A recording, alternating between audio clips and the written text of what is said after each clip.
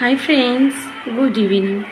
আজ আমি একটা ঘরোয়া পদ্ধতিতে তেল বানাচ্ছি, হেয়ার অয়েল, চুলের জন্য খুব উপকারী এবং খুব কার্যকারী এবং পিওর একদম নারকেল তেল নিলাম। আমাদের এখান থেকেই কিনেছি।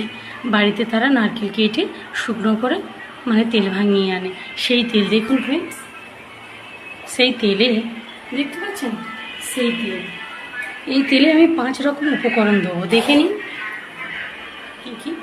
জবা ফুল, কারি পাতা, জবা পাতা আর আমলকি থেতো করা, আর এতে আছে কালো সর্ষে।